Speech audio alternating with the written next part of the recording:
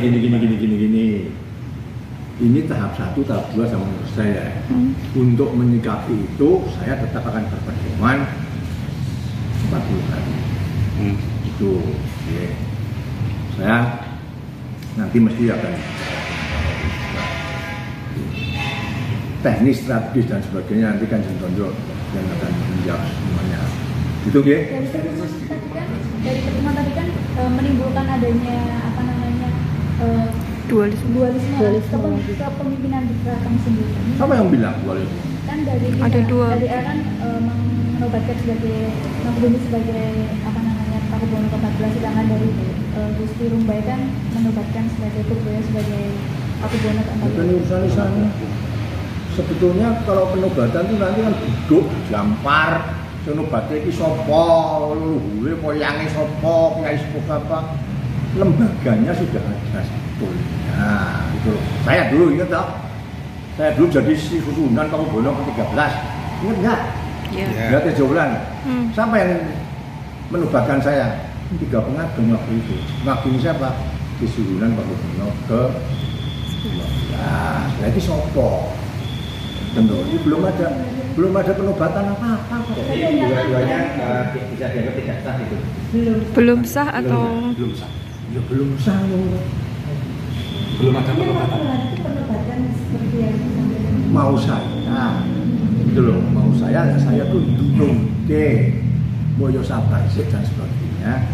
Tunggu aja 40 hari, gitu loh. Nah, 40 hari belum terjadi kesepakatan sebagainya, ya 100 hari. Itu contoh di Sultan Hamengkubuwono 10 bulan itu berapa? 7 bulan baru penobatan. Nah kok sekarang kesusu ya mau ya apa? Nek kowe alon-alon harus nunggu apa gitu loh. Nah saya ini pengennya rukun dulu dirembuk yang baik, yang pantas, pas itu siapa nantinya. Nggak usah panjang-panjang, nggak usah lama-lama. 5 tahun ke depan saja visinya seperti apa gitu loh, ya. Nah, beneran isin lah, di sini tuh yang itu. Jadi lagi. merasa Sedang diupayakan. Saya? Oh iya pasti nanti akan kita awal dulu. Saya sebetulnya undang semuanya, tapi ternyata belum bisa ya nanti berikutnya. Ya mau sabar. Mungkin menyikapi kemenangan yang Hari Sabtu besok itu. Bisa jadi kontak saya nggak tahu sih. tapi menyikapinya mungkin dari Boyo. Tadi sudah saya sampaikan toh, mau saya itu 40 hari sih. Ya 40 hari belum rukun dan sebagainya 100 hari. Kalau belum bisa ya cari yang terbaik gitu loh. Nah, ketika mungkin misalnya ya dianggap nekat untuk mengadakan Jumenengan, apakah dibiarkan saja atau ada tindakan tertentu? Mau nekat terjadi apa? Mau nekat itu mau diapakan? Kan aturannya ada gitu loh. Ada aturan secara agama, secara adat dan hukum positif pemerintah kan gitu, ada 3 hal itu. Nah itu harus lulus dari 3 semuanya ini akan kira-kira. Yang mau nekat kok dipikirnya apa? Tidak akan hadir di dalam. Oh saya ada undangan ke Hong Kong saya. Kemungkinan tidak di luar negeri saya. Izin kan Gusti, mungkin bisa apakah nanti ke depan akan ada mengundang dua belah pihak untuk misalnya konsiliasi? Oh pasti saya akan mengundang itu dirembungin baik itu loh. Ini kan hitungan tua nom itu kan yang sepuh kan begini loh. Si siapa? Itu kan yang ke lain ini, walaupun beda ibu ya. Itu pasti nanti akan saya pertemukan saja bukan yang baik. Artinya visi itu lebih mendukung visi politik. Tidak ada mendukung dukungan. Dari awal sudah saya sampaikan saya itu ndunungke, gitu loh. Kalau mau bahasa lebih keren sedikit ya, history, spiritual, religious. Secara histori dua-duanya mungkin saya anggap ini anaknya historinya bapaknya siji. Tapi spiritual sudah menemukan belum, sudah mendapatkan belum? Tidak bisa, itu harus secara bertahap seperti singkat dan berlanjut. Waktunya lama, nah dia mudah-mudah perlu dibimbing, diarahkan gitu ya. Anak religius sudah kudu Islam. Wes. Kalau yang Itu. terkait tadi siang merasa dijebak nggak, Gus? Saya? Iya. Enggak. Karena tiba-tiba ada acara tambahan gitu. Ya. Yo, tadi loh saya dia diberitahu terus bukan dalam jadi saksi ya. Bisa dan dalam nyekseni disuni pengestu wes ngono tak. Artinya ini ya Gusti, gitu kan tetap bagi kerajaan internasional berlaku. Masih sampai penobatan. Nanti itu penobatan. Ingin menegaskan apa? Habis saya. Sampun ya. Ya monggo ini dilanjutkan. Teman-teman sekalian ada pertanyaan. Sampai nunggu nih. Matur nuwun ya, Mas. Monggo silakan teman-teman kalau masih ada pertanyaan. Hal teknis yang sekiranya bisa saya jawab silakan.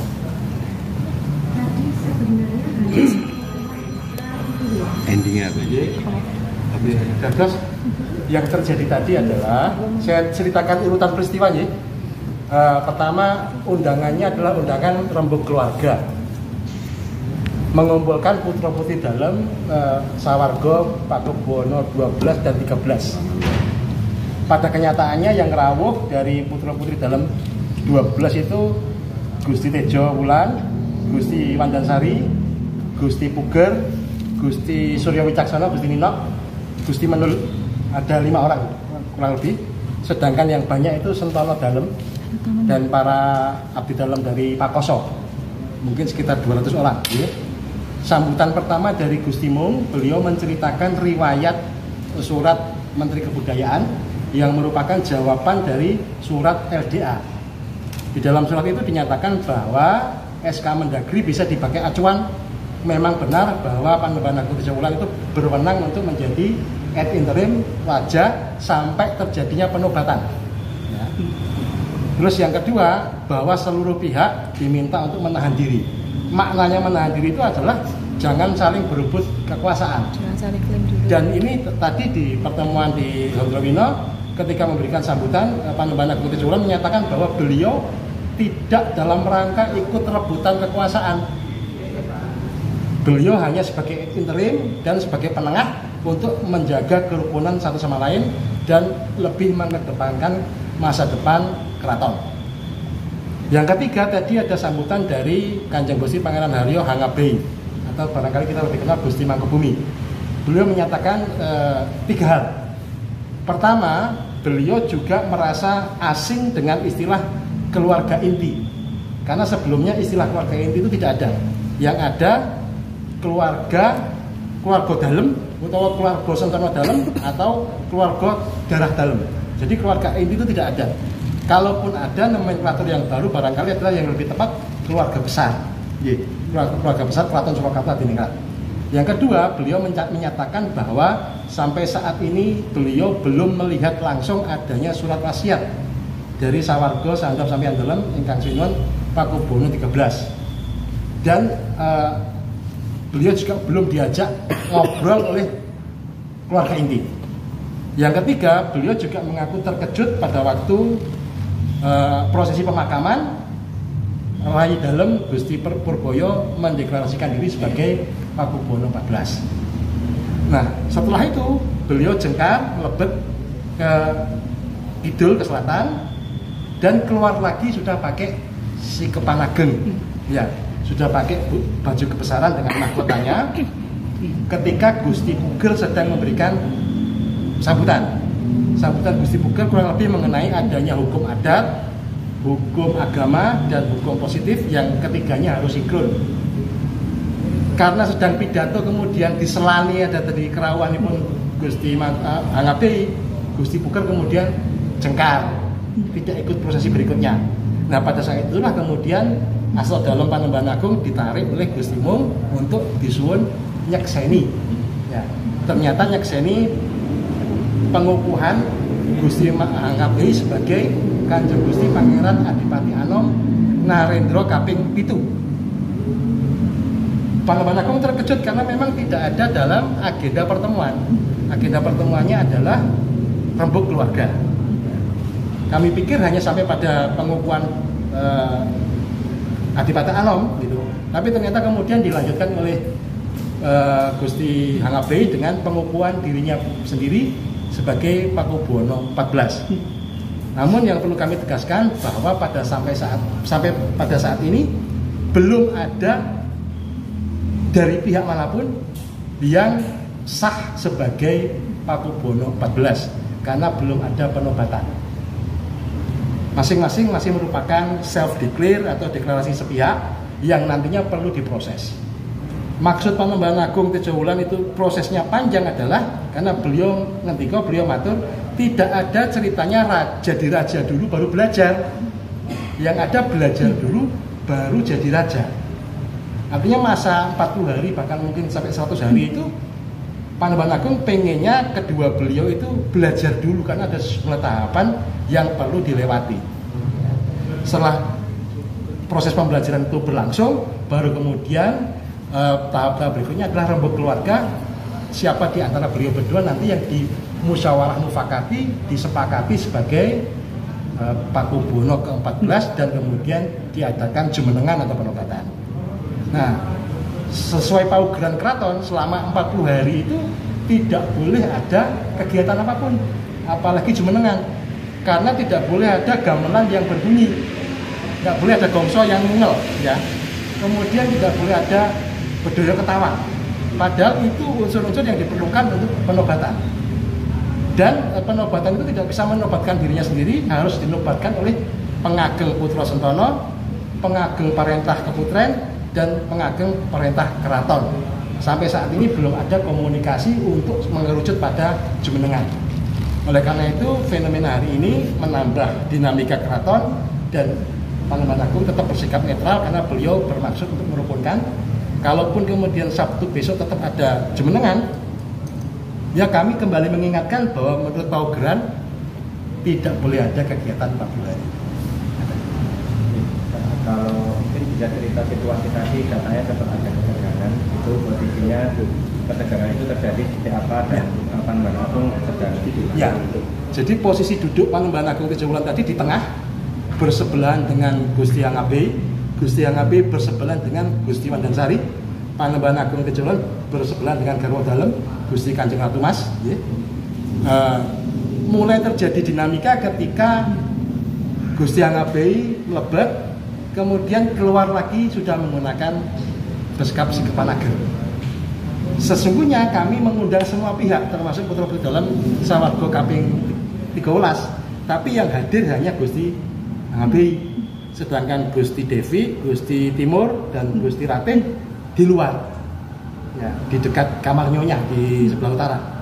Nah, begitu ada pengukuhan Adipati Anom, kemudian dilanjutkan dengan pengukuhan sepihak sebagai Pakubuwono 14, baru beliau-beliau menyusul datang ke Hondrowino dan terjadi dinamika gesekan dengan Gusti Wandansari dan Kanjeng Pangeran Aryo Edi Wirabumi.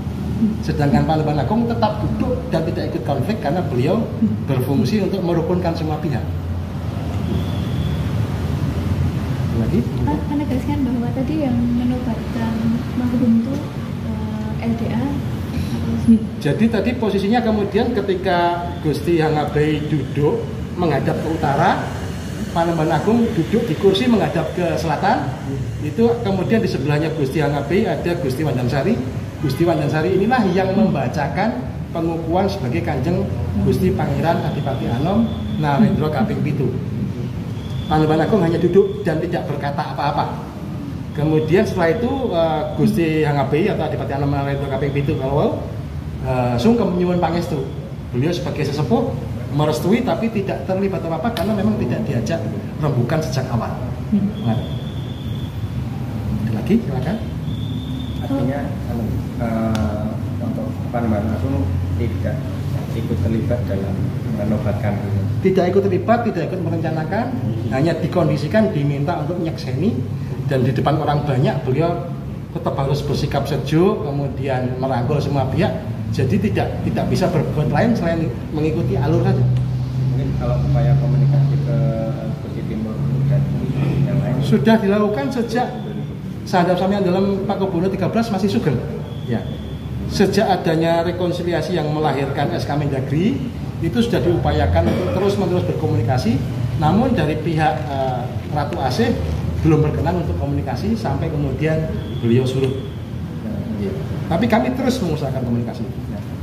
Kemarin juga Gusti Timur menganggap bahwa Panembahan Agung itu selama ini tidak pernah terlibat dalam prosesi adat di keraton dan dianggap hanya muncul ketika ada semacam ini. Nah, mungkin selama ini peran dari Panembahan Agung di Keraton Solo itu di kantor Sekretariat Mahamenteri masih menjalankan paugeran Keraton Surakarta Diningrat sesuai kapasitas beliau.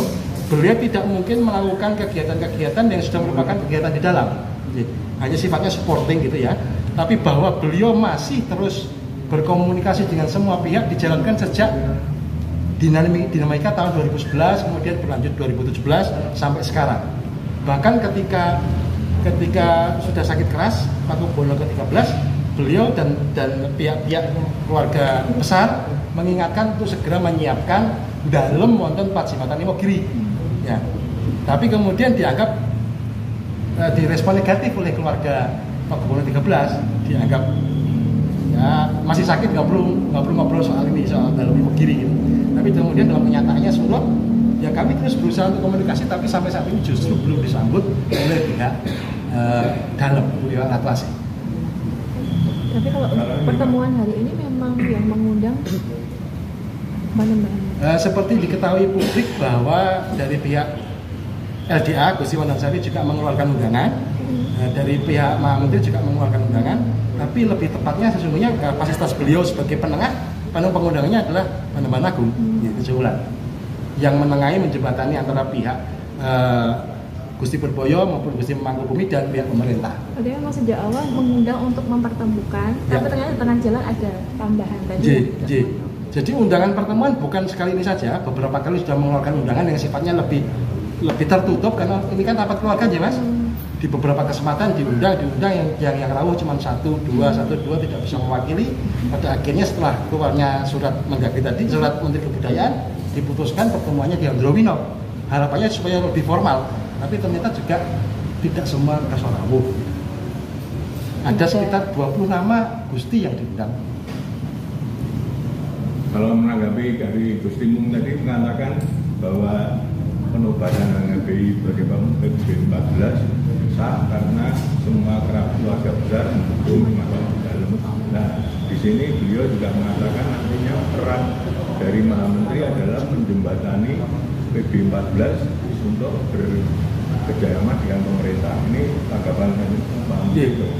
Disampaikan di awal tadi oleh Panembahan Agung Jaulan bahwa beliau tidak diajak rembukan, tidak diajak perencanaan bahwa akan ada peristiwa pengukuhan Kanjeng Gusti Pangeran Haryo Hanabi sebagai Adipati Anom maupun pengukuhan sepihak sebagai Pakubuwono 14. Jadi beliau benar-benar tidak tahu. Namun demikian karena beliau dimintai restu, disungkemi, beliau sebagai sesepuh menerima itu sebagai kewajaran saja.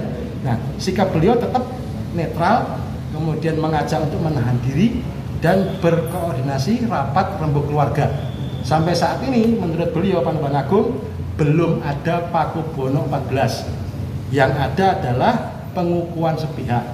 Nah, pengukuhan itu nanti harus ditindaklanjuti dengan tahapan-tahapan karena tidak ada ratu yang belajar. Yang ada itu belajar menjadi ratu. Artinya tidak bisa duduk dulu baru belajar tentang bagaimana menjadi ratu, tapi harus belajar dulu baru kemudian dinobatkan menjadi ratu.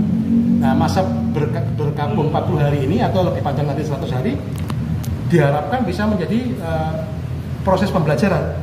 Salah satu tadi pesan beliau kepada Gusti Hanabi adalah salah satu syarat dari Pakubuwono 14 atau Jumenenoto adalah sholat Jumat berjamaah di Masjid Agung selama 40 Jumat. Jadi barangkali berkenan nanti Gusti Hanabi untuk besok itu mulai Jumatan di kamar PB 10 yang di Masjid Agung. Jadi tahapannya panjang.